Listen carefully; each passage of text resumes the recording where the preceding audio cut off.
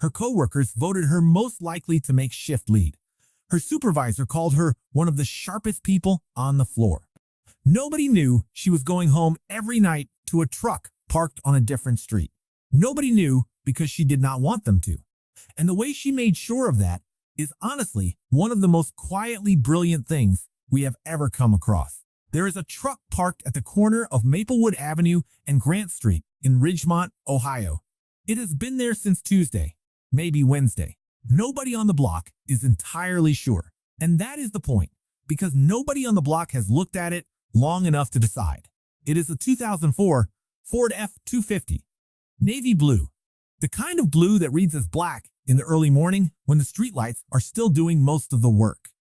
The paint has the dull, honest texture of a vehicle that has spent years earning its wear, not neglected, just used, the way working vehicles are supposed to be used.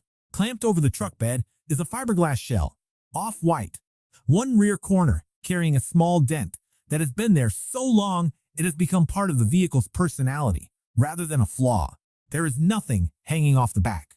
There are no curtains in the windows. There is no cooler visible on the tailgate, no camping gear strapped to the roof, no detail anywhere on this truck that invites a second look from anyone walking a dog or pulling out of a driveway or glancing up from a phone. It looks exactly like what it is supposed to look like, a work truck belonging to someone in the trades. Parked on a residential street the way work trucks park on residential streets in mid-sized Midwestern cities every single day of the week. Unremarkable by design and by necessity. You have probably driven past 3 trucks exactly like it this week. You did not look twice. What is inside that shell is a home. It is warm. It is organized. It is dry and insulated and lit with the amber glow of LED strips that read as cozy rather than clinical. And it smells like cedar and whatever was cooked 2 nights ago on a single burner camp stove with the vent cracked exactly 2 inches. The woman who built it is 24 years old. Her name is Emma Calloway. She built it in 8 days with $487, a tape measure she bought secondhand at the Ridgemont Goodwill for $1.50, a notepad she bought at a Dollar General for 69 cents, and a phone with a cracked screen and 34% battery the night this whole story actually began. She has a job. She has a plan.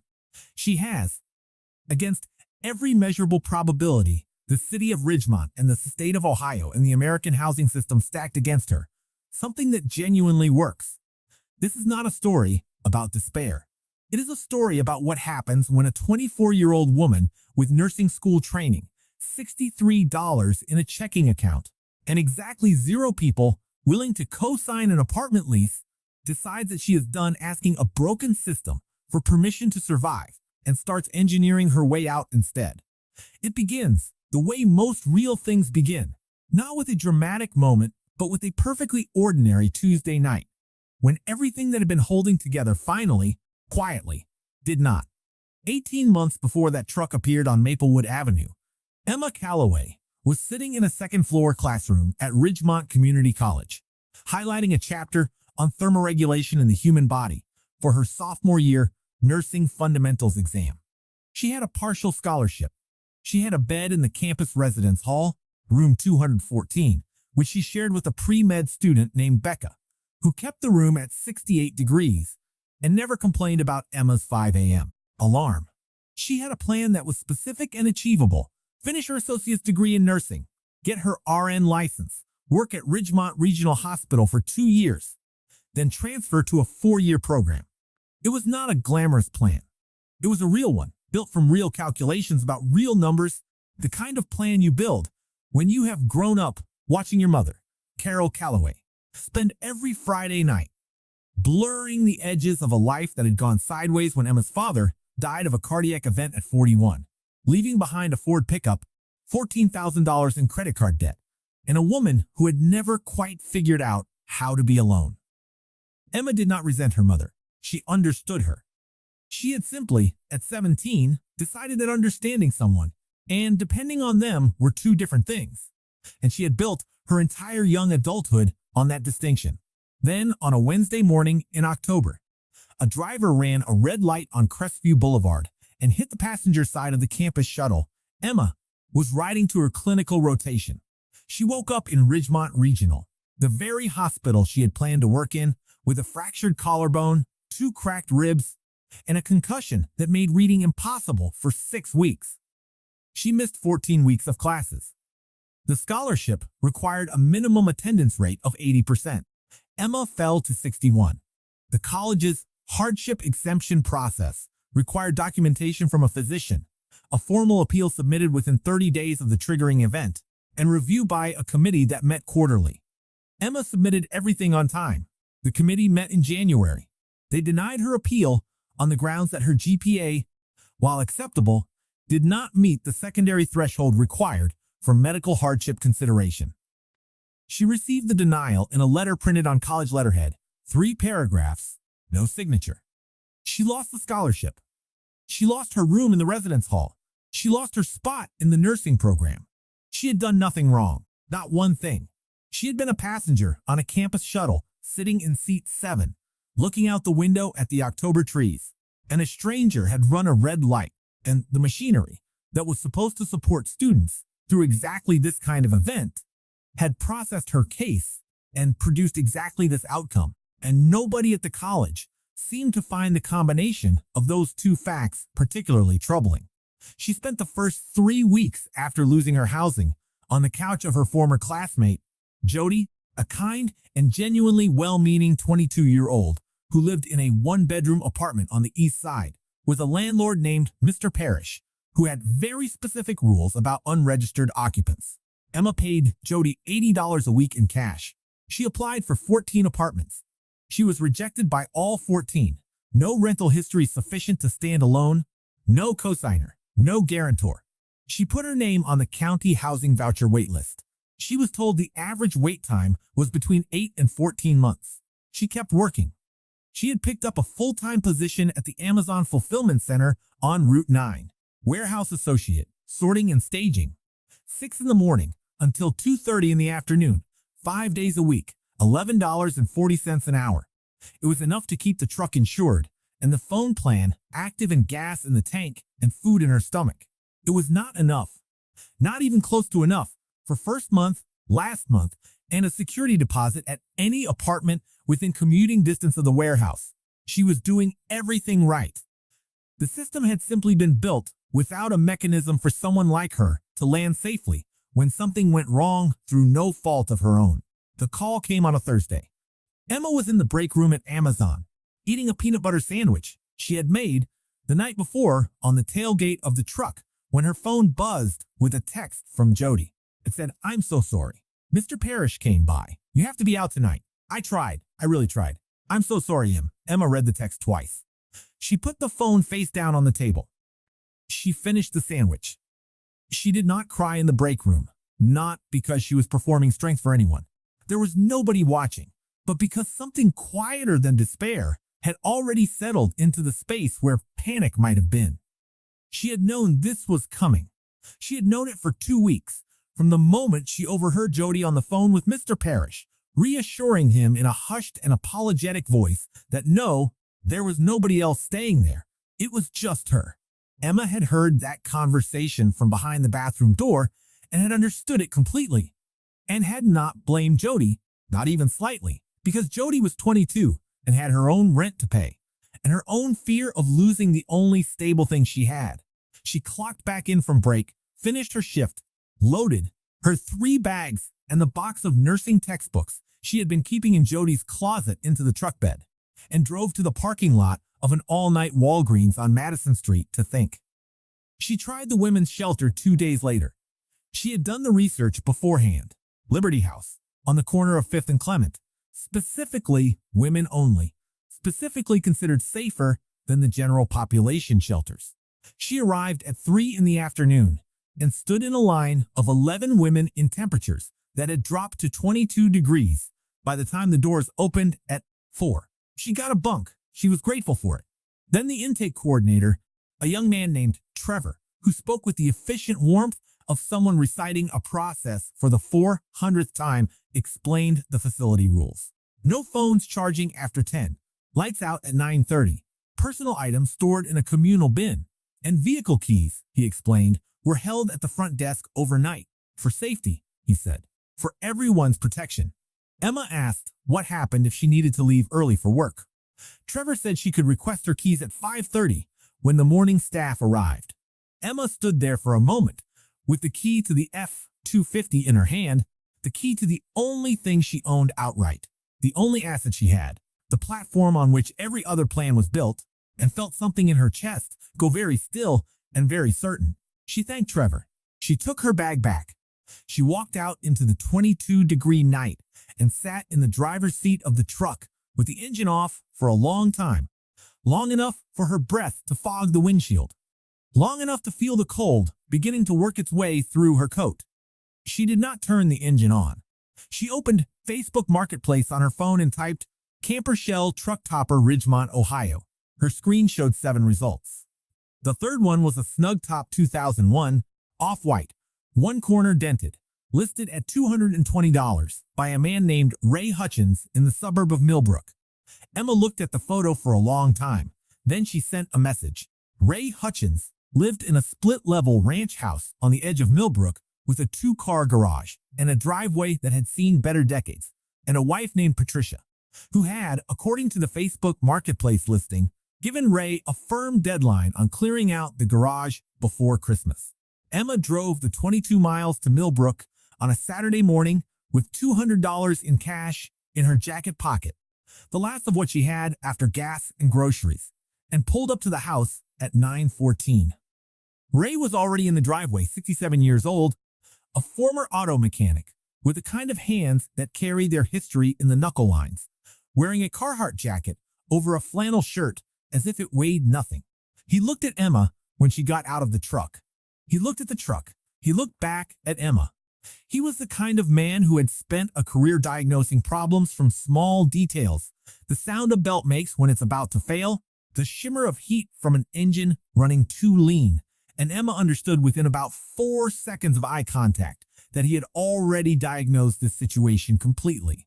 He did not say anything about it. He walked her around the topper, showed her the corner dent without apologizing for it, demonstrated that all 4 clamps were functional, pointed out where the previous owner had reinforced the rear seal with a bead of exterior silicone that was still good. He answered her questions directly and without condescension. When she said she had $200, he said, "I'll take $180. She looked at him. He was already moving to the other side of the shell to help lift it. "You're going to need the rest for materials," he said, and did not elaborate, and did not look at her face while he said it, which was its own form of kindness. They loaded the topper onto the truck bed together, Ray directing, Emma steadying, both of them doing the careful, deliberate work of 2 people who understand that fiberglass does not forgive carelessness. He tightened the rear clamps himself and checked them twice. When she got in the cab to leave, he knocked on her window and waited for her to roll it down. He said, "That thing holds heat better than it looks like it will." She said thank you. She drove the first 3 miles in silence, and then she pulled into a gas station parking lot and sat there for 4 minutes, not crying exactly, but feeling the weight of the morning settle into something she did not have a word for yet. The specific sensation of being seen by a stranger without being pitied, which is one of the rarer experiences available to a person in trouble and one of the ones that costs the recipient nothing to give. Then she drove back to Ridgemont. She had 8 days of work ahead of her, and a notepad in the glove compartment, and a phone full of YouTube videos she had been watching for 2 weeks. She was ready to start. She parked the truck in the corner of Tom Briggs's auto lot on a Friday afternoon and told Tom she needed to do some work on the bed, something for her boyfriend's camping setup. Tom Briggs was 55, wide-shouldered, a man of deliberate silences who ran his shop on Route 12 with the patient efficiency of someone who had learned not to waste words on things that did not need words. He said she could use the corner on weekends. Emma spent day 1 with a tape measure and the notepad, recording every interior dimension of the shell. 6 feet 2 inches long, 4 feet 7 inches wide, 2 feet 9 inches of vertical clearance at the peak. She wrote those numbers down and looked at them for a long time, the way you look at a budget, when you know the numbers are tight, but workable if you are careful enough. She made a list. Day 2 and 3. The floor. She bought a 3/4-inch sheet of plywood at Ridgemont Lumber for $35. Cut it on Tom's table saw during a slow Saturday morning when Tom was on the phone in his office, fitted it around the wheel well humps, sanded it smooth, and sealed it with 2 coats of polyurethane she had found in a nearly full can at a Goodwill outlet for $2. Beneath the platform, she slid 4 flat plastic storage bins, $12.50 each at Walmart, clothes in the first, tools and repair materials in the second, non-perishable food in the third, documents, her ID, her nursing transcripts, her Amazon pay stubs, every official piece of paper she owned in the fourth. The knowledge that those documents were organized and dry and accessible, that she would not wake at 3 in the morning, unable to remember where her social security card was, produced a specific and measurable calm in her. Day 4, Reflectix. $19 for a roll of double-sided reflective bubble foil, cut to fit every window opening and every section of the interior walls and the ceiling, attached with removable adhesive strips so they could come down for ventilation and go back up in seconds. From outside, the window showed a flat, opaque, reflective surface. She edged each panel with black electrical tape, cut a half-inch smaller than the glass opening, flush and deliberate. From the street, it looked like the security blocking a serious contractor installs to keep tools from being seen. It looked intentional. It looked professional. Day 5, Heat, Part 1. She had spent 11 days researching diesel parking heaters before she bought one. A compact unit the size of a large shoebox. $70 from an eBay seller in Michigan. After her shift, she fabricated a mounting bracket from a scrap of angle iron she found in Tom's yard, drilling and bolting it into place, and marked the exhaust vent location on the shell's rear corner with a grease pencil. Day 6, Heat, Part 2, and Electricity. She cut the exhaust vent through the fiberglass, a hole barely larger than a silver dollar, fitted and silicone sealed the grommet, ran a 1/4-inch fuel line to a small auxiliary tank she had mounted under the bed platform, and connected the heater's wiring harness. On a test run at 11 degrees Fahrenheit, the interior reached 58 degrees within 20 minutes. That same evening, she ran 2 lines of 12-volt LED tape in warm white, wired to a used lithium iron phosphate battery she found on Facebook Marketplace for $44, charged automatically through a DC to DC converter spliced into the truck's charging circuit. Every commute to the warehouse and back was simultaneously replenishing her home. She had set the thermostat deliberately low, at 55, not because she could not run it warmer, but because her nursing training had given her something most vehicle dwellers do not have. She knew from lecture notes she had kept and reread in the truck cab that the optimal temperature for deep, restorative sleep is between 60 and 67 degrees, and that a body sleeping at 55 in a quality sleeping bag reaches the same physiological outcome while the heater uses a third less fuel. Day 7, Moisture Control. A low-profile vent cover, $12, installed over a small cut in the shell's roof, sealed with exterior silicone. She left it cracked 5 millimeters every night, regardless of outside temperature, enough for humid, exhaled air to migrate upward and out while the heater ran. She had learned in her nursing program about the relationship between sleep environment humidity and respiratory health, and she applied that knowledge with the same precision she would have applied to a patient care plan. She also zip-tied a combination carbon monoxide and smoke detector to the forward wall of the shell, $9 from Walmart, and tested it before the first night she ran the heater. She knew from her coursework exactly what carbon monoxide does to a sleeping body, and she was not going to learn it a second time from the inside. Day 8. She filled the collapsible water jug, tested the hand pump spray bottle, positioned the cassette toilet under the sleeping platform, and ran a final check on every system. She stood outside the truck in Tom's parking lot in the early evening, the temperature dropping toward 15 degrees. The shell, looking exactly like a work truck's camper shell, looks on 100 streets in this city, and felt something she had not felt in a very long time. She felt ready. Total spent, $487, including the shell. On day 6 of living in it, Tom Briggs left a folded piece of paper under her windshield wiper.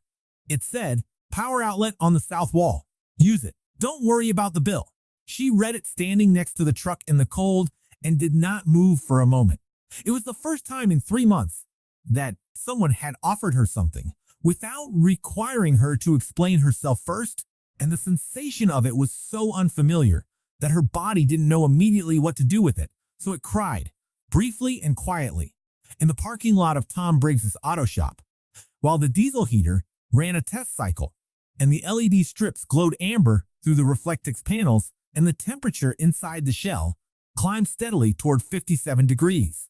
By the third week, Emma had her system down to a rhythm so precise and so unremarkable that it produced no friction with the world around it whatsoever. She woke at 5:30 without an alarm, which had always been her natural rhythm and which the cold, dry air of the shell's interior, never too warm, never stuffy, made easier rather than harder. She folded the sleeping bag, tucked it into the storage bin with the precision of someone who understood that disorder in a small space compounds into disorder in thinking, and drove to the Planet Fitness on Central Avenue, where her $10 a month membership gave her access to a shower, a row of working electrical outlets, and a washing machine in the back that accepted quarters. She was out of Planet Fitness by 6:40, in the Amazon parking lot by 7:15, clocked in by 7:30. She ate breakfast in the break room, oatmeal she cooked on the camp stove in the shell each morning before leaving, stored in a thermos, and worked her shift with the steady, unhurried focus that had always been her natural mode of operating when she was not exhausted. In the first week alone, her performance metrics at the warehouse placed her in the top 20% of her cohort for scan accuracy and staging speed. Her supervisor, Dennis Kwan, a 38-year-old logistics manager who communicated almost entirely in nods and clipboard gestures, told her during her third week that she was being tracked for a shift lead position. She thanked him in the same even tone she used for everything at work and did not tell him that the reason she was performing better than she had in the previous 3 months was that she was sleeping, actually sleeping, 8 uninterrupted hours in a dry, thermally stable space, with no housemates, no noise from the apartment above, no anxiety about whether she would make rent. She was sleeping better in a truck bed in January than she had slept in a shared bedroom in October, and the clarity that produced in her mind was measurable and real. She rotated 4 parking locations on a 2-night cycle. Tom Briggs's lot on weekends when he permitted it, a mixed commercial and residential stretch on Vine Street on weeknights, a quiet block behind a closed hardware store on Delaney Avenue on Thursdays, and a stretch of Maplewood Avenue near the water treatment facility on alternating Wednesdays. She arrived after dark and pulled out before 6 in the morning. She left no trace. She ran the heater only after the truck was parked and the exhaust vent confirmed clear. She cooked only with the vent cracked and the stove positioned near the rear panel. She disposed of her waste each morning at the Amazon break room. On a Tuesday in the 4th week, her coworker Kyle Merritt, 22 years old, the kind of cheerful and unguarded young man who made you wonder if he had simply been protected from enough of the world's sharper edges so far, noticed her truck in the far corner of the Amazon lot on 2 consecutive mornings and said, over the conveyor belt, "Hey, you sleeping in your truck or something?" She looked at him without blinking, without a detectable shift in expression, and said, "I get here early to beat the traffic on Route 9. Kyle nodded. "Oh yeah, that stretch is brutal," he said, and went back to scanning. Emma went back to staging. She did not know whether Kyle believed her or whether he had simply decided that asking follow-up questions was not something he was prepared to do, and she was aware that the ambiguity itself was a small lesson in how the world processes what it is not ready to see. It was the 7th week when the first real threat arrived, and it arrived, as most real threats do, not dramatically, but bureaucratically. Emma was parked on Elmhurst Drive on a Wednesday night, a quiet block with good sightlines and a mix of residential and light commercial properties that made a work truck entirely unremarkable. She had been there since 8:15. She had eaten, read 40 pages of one of her nursing textbooks by LED light, run the heater to 56 degrees, and was asleep by 9:45. At 10:12, she felt the vibration of knuckles on the driver's side window. She was awake before the second knock. She had developed the particular light sleep vigilance of someone who could not afford to be startled. and she moved from the shell into the cab with the practiced economy of someone who had drilled the transition until it required no thought. She rolled down the window. The officer standing outside was young, early 30s, with the careful posture of someone who had decided long ago that how you carry yourself in the first 30 seconds of any interaction determines everything that follows. His nameplate said Tran. He held a flashlight at his side, not pointed at her face, which she registered. He looked at her. Her Amazon lanyard still around her neck, her composure intact, the dark and silent shell behind her. And he said, in a voice that was neither warm nor cold, but precisely measured, "Everything all right tonight, ma'am?" She said, "Yes, sir." He looked at his notepad. He looked back at her. There was a pause of roughly 4 seconds that Emma would think about for a long time afterward, because in those 4 seconds, Officer David Tran was making a calculation that the ordinance did not make for him. He knew. She knew he knew. He said, "This block has a 72-hour parking ordinance. You'll want to move before tomorrow morning." He wrote nothing on his pad. He clicked off the flashlight. He said, "Stay warm," and walked back to his cruiser. Emma watched the cruiser pull away and sat with what had just happened for a long time. It was not nothing. A person inside a system had used the space the system left him and had chosen to use it on the side of a 24-year-old woman who was not breaking anything except a parking rule. 3 days later, at the regular Ridgemont City Council meeting, the council voted 6-1 to pass Ordinance 2024-47, which made it a violation to inhabit a motor vehicle parked on any public street within city limits, with a fine of $350 for the first offense and mandatory vehicle impoundment for the second. There were no medical hardship exemptions in the text. There was no appeal process simpler than a court appearance. The towing fee in Ridgemont was $1,200. Emma read the ordinance on her phone at 11:30 at night in the Amazon parking lot, the heater running at its low setting, the shell dark and silent around her. The truck was her home. It was also her transportation to work. Losing it would not be an inconvenience. It would be the end of every system she had built, dismantled in a single tow truck call.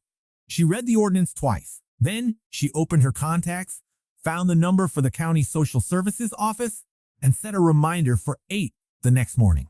She was not going to wait for the system to arrive at her. She was going to walk into it first, on her own terms, before it had a chance to move against her. The Ridgemont County Department of Social Services occupied the 3rd floor of a building on Clemens Street that smelled like recycled air and fluorescent lighting, and the particular institutional patience of a place where people wait for a long time for things that may or may not come. Emma had been there twice before. The first time she had sat across from a man who typed her answers into a form without looking up. The second time she had sat across from a woman who looked up, but whose questions were all closed, yes or no, check or no check, active or inactive, and who had processed Emma's case in 11 minutes and sent her home with a printout of resources. Emma had already investigated and found either full, unavailable, or inaccessible for reasons the printout did not acknowledge. The third time, Emma sat down across from a woman named Margaret O.C. Margaret was 52 years old, with a kind of face that communicates competence and patience simultaneously, which is a combination rarer than it sounds. She did not open her computer when Emma sat down. She folded her hands on the desk and said, "Would you like some water?" Emma said, "No, thank you." Margaret said, "Where are you actually living right now?" Not, "What is your current address?" Not, "Are you in a stable housing situation?" "Where are you actually living?" Emma looked at her for a moment. Then she told the truth for the first time to anyone in an official capacity, told all of it, the accident, the scholarship, the shelter and the keys, the shell, the 8 days of building, the parking ordinance, the 4 rotating locations, the way she got dressed for work in the truck bed at 5:30 in the morning by the light of a 12-volt LED strip, warm enough to read by. She talked for 38 minutes. Margaret did not write anything down during those 38 minutes. She listened with the full attention of someone who had learned through years of sitting across from people in exactly this kind of situation, that the first thing you offer is silence. When Emma finished, Margaret was quiet for a moment. Then she opened her computer and said, "I want to tell you about something." What Margaret told Emma about was a program called the Medical Withdrawal Reentry Initiative, run through Ridgemont Community College's financial aid office. It had existed for 3 years. It was funded by a combination of state and federal money. It offered full scholarship reinstatement, priority housing placement in the residence halls, and academic advising specifically for students who had left due to documented medical events. It was not advertised on the college website. It was listed in a submenu of the financial aid portal under a heading that read Special Circumstance Petitions, and the link to it was broken. Margaret knew about it because her daughter had used it 2 years ago. She had found it not through any official channel, but through a conversation with a financial aid advisor. She had asked directly, by name, in person. Margaret picked up her desk phone, not the internal line, her direct line, and called the program coordinator, a man named Phil Garrett, and said, "Phil, I have a student sitting across from me right now who needs to talk to you before the end of this week." She did not say please. She did not say if it's not too much trouble. She said it the way people say things when they have decided that the path of least resistance for the institution is less important than the specific human being in front of them. Emma listened to that phone call and felt something shift in her chest that she did not immediately identify. It was the sensation of a door opening, not because the system had decided to open it, but because one specific person inside it had. Phil Garrett said he could see Emma Thursday at 2. Emma left the social services building at 12:40 in the afternoon and drove to the Amazon lot and sat in the cab for a long time without turning off the engine. The reentry program was real. She had looked it up on her phone before she was out of the elevator, had found the submenu Margaret described, had confirmed the scholarship terms and the housing placement and the deadline for the spring semester application. January 15th. It was January 8th. She had 7 days. She should have felt relief. She identified, as she sat there with the engine idling and the heat running, and the Amazon building casting its rectangular shadow across the parking lot, that what she actually felt was more complicated than relief and less comfortable. In the 8 weeks since she had built the shell, she had made every decision herself. She had needed warmth and built warmth. She had needed privacy and engineered privacy. She had needed sleep and designed sleep. The shell was not just a shelter. It was the first proof she had produced in 18 months that her judgment was sound, that her planning was competent, that she was capable of solving hard problems with limited resources in ways that actually worked. Going back to school meant going back to a system that had already failed her once through no fault of her own, that had processed her medical emergency with a form letter and a committee that met quarterly. It meant trusting an institution again. It meant depending on rules she did not write, and procedures she could not control, and people she had not yet met, who had the authority to make decisions about her future. She drove to Vine Street that night and parked and ran the heater to its usual 55 degrees and lay in the sleeping bag and thought about it with a methodical honesty she had learned to apply to hard questions in nursing school, where you were regularly required to assess situations accurately, regardless of what you wanted the assessment to be. On the second night, she thought about her nursing textbooks in the storage bin, about the chapter on thermoregulation she had been reading the day she took the scholarship for granted. On the third morning, she woke at 5:15 and was lying there in the amber pre-dawn of the LED strips, thinking about nothing in particular, when she heard a knock on the passenger side of the truck cab, quiet and brief, the way someone knocks who is not sure they have the right to. She climbed into the cab. It was Kyle. He was standing in the Amazon parking lot in a down jacket, hands in his pockets, breath fogging in the cold. He looked at her through the window and held up a small canvas bag. She opened the door. Inside the bag were 3 protein bars, a spare set of AA batteries, and a folded piece of paper. She unfolded it. He had written, "I knew from the first week. I didn't say anything because it wasn't my place. But you should know that someone saw you. You worked harder than anyone in that building, and nobody knew what you were actually carrying. That's not right. You deserve better than that." She read it twice. She folded it and put it in the pocket of her jacket. She looked at Kyle, who was looking at the ground with the focused attention of someone who has just said more than he usually says and is waiting to find out if it was the right call. She said, "Thank you, Kyle." He nodded. She climbed back into the shell. She picked up her phone and called Margaret Osie's direct line and left a voicemail that said, "This is Emma Calloway. I want to move forward with the program. I'll be at Phil Garrett's office Thursday at 2. Emma moved into the re-entry housing on January 19th, a single room on the second floor of Morrill Hall, with a window that faced east and a radiator that clicked every 20 minutes with a sound she found oddly comforting. She brought her 4 storage bins, her sleeping bag, and her nursing textbooks. She left the shell on the truck. On the last night she slept in it, parked in Tom Briggs's lot, with his permission and his extension cord running to the outlet on the south wall, she did not feel the relief she had expected to feel. She lay in the sleeping bag in the amber glow and felt, instead, the specific and serious weight of something that had been real. The shell was not a tragedy she was escaping. It was a thing she had built, and it had worked. And there was a particular kind of grief in leaving something that worked, even when you were leaving it for something better. She spent the following Saturday in the truck bed with her phone and her notepad, documenting everything.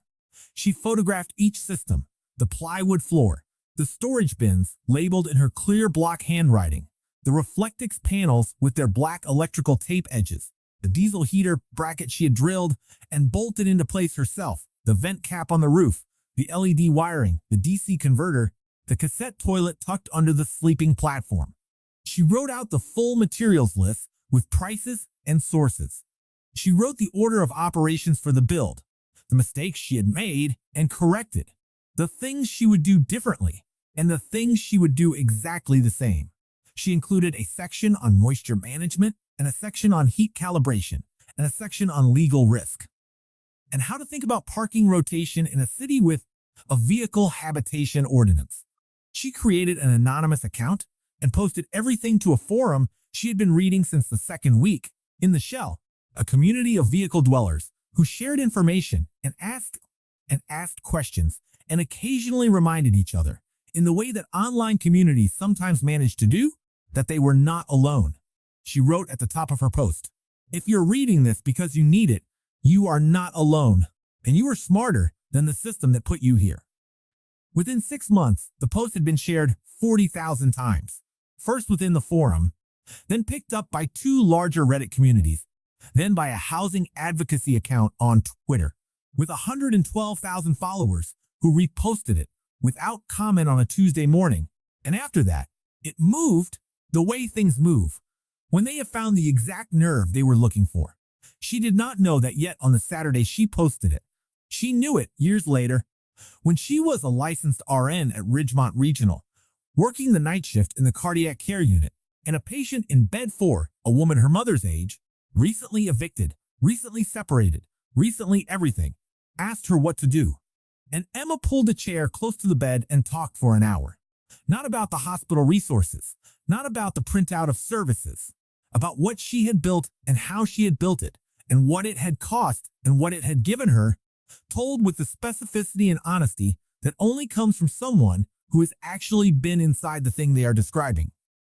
3 months after Emma moved into Morrill Hall, a woman named Dana Prescott, 31 years old, a former contract teacher whose school district had eliminated her position mid-year, drove to the Amazon lot on a Tuesday afternoon because she had seen Emma's truck and heard through a mutual contact at Planet Fitness that there was a woman who might know things worth knowing. Emma came out on her lunch break and sat on the tailgate with Dana for 2 hours, walking her through every system, every decision, every number. She answered every question Dana had, and several Dana had not thought to ask yet. She sold Dana the snug top shell for $150, less than she had paid for it, because that was the point, and helped her load it onto her Chevy Silverado. When Dana drove away, Emma stood in the parking lot in the January cold and thought about Ray Hutchins saying, "You're going to need the rest for materials," without looking at her face. She thought about Officer Tran saying stay warm and walking back to his car without writing anything down. She thought about Kyle standing in the parking lot in the dark with a canvas bag and a folded piece of paper.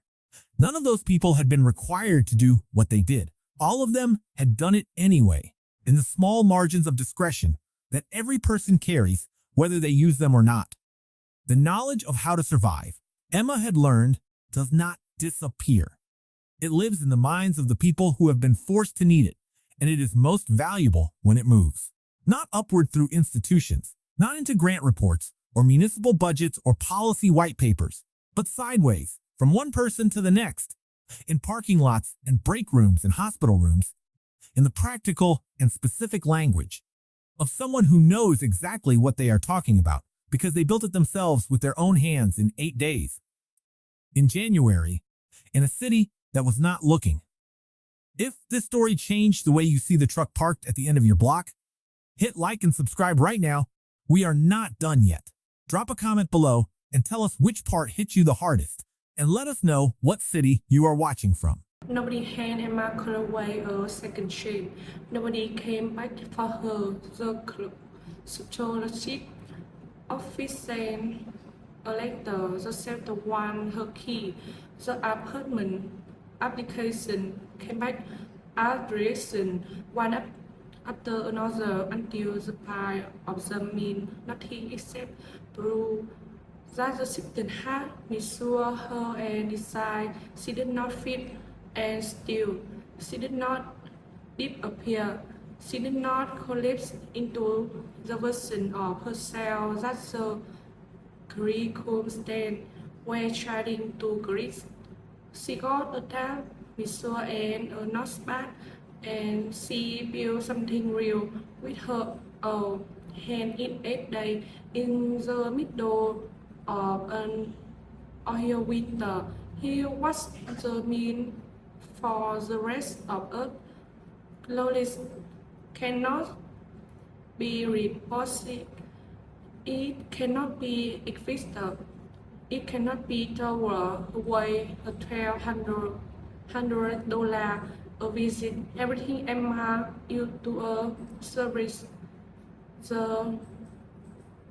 The more relation she learned in nursing school, the problem survey she has already carried the discipline line to build a system, and just it was already inside her before any of this happened. The system took her scholarship, it took her room, it took her sense of safety. It could not talk what she actually knew.